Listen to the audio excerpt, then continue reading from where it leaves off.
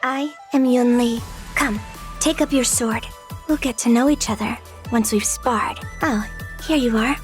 Sword masters should greet each other with their swords. Old metal, say hi. Swords have a temper.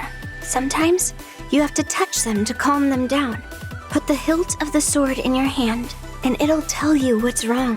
The Luofu's High Elder? I once got to share a table with her in Arumali. We ate tons of scallion chicken and fried rice balls. We even exchanged numbers and agreed to come back to Arumali for a big dinner sometime. March is my first apprentice. She's talented and willing to put in the work. I'm quite pleased with her. If I could just hear her say that my teaching is better than Yanqing's, I would be over the moon. That judge from the 10 Lords Commission, she doesn't seem like a warrior, but that tail of hers has some fight in it. Qingque has the guts to grab March away right in front of me and go play Celestial Jade. But I can see she has experience. March might be able to learn a thing or two from her and apply it to her swordsmanship. After we got to know each other by sparring, I realized he was indeed a kind gentleman, but it was a little hard to understand him. And his sword was hard to understand too. Grandpa always treats me like a child. But come to think of it, at his age, who isn't a child to him? Every time I hear Grandpa and General Jing Yuan talking, I start to fall asleep. Why can't they speak to each other the same way they talk to me? I can never understand conversations between generals. He has so many great swords that he never uses. Sometimes, I can hear those swords crying. Is this what people mean when they say spoiled for choice? I prefer to make friends by sparring. After all, combat is more sincere than words. That carefree general of the Yaoqing is the same as me in that regard. Ah, yes. General Feixiao has a counselor by that name.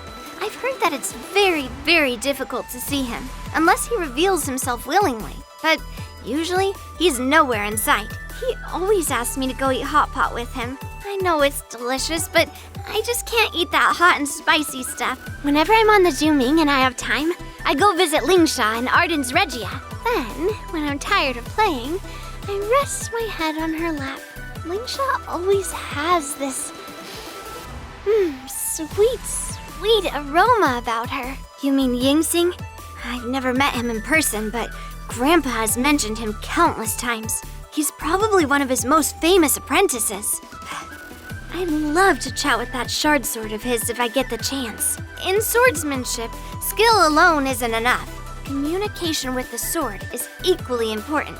For any sword technique, whether it be the avalanche chop or the boulder breaker, you have to vocalize your techniques when you train.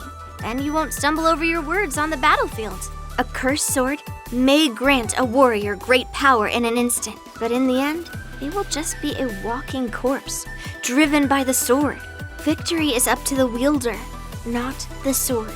Old metal here is an unrefined sword, into which I infuse cursed swords I've collected. So I also call it the Blade of Forged Remnants. But I guess old metal is a friendlier name. Right, old metal? Becoming sword champion? Not interested. But the prize for the war dance? Ooh, I heard that sword is the pinnacle of the Xianzhou Zhuming's artifact technology. I would love to have the chance to chat with that sword. There is an etiquette for appreciating a sword. First, observe the exterior. Second, feel the sword's temperament. It's best to touch it with your fingers to get a good sense of its inner quality. Lastly, and most importantly, get used to the feeling of living with it for the rest of your life. Why are the bad guys always using good swords? Why can't the bad guys take bad swords? For a craftsman, a pearl hidden from the light of day is a true waste. The reason I stash away all the swords I find into molten remains is not to destroy them, but to protect them until a suitable swordmaster arrives. The Xianzhou Zhuming is famous across the stars for its forging and metallurgy, and there are countless master craftsmen among its ranks. Most of them were Grandpa's apprentices. That includes Yanqing, the flying comet. You're leaving? Actually, I suddenly have a craving for some good food. Let's go. I'll treat you. Don't worry, I have some pocket money from Grandpa.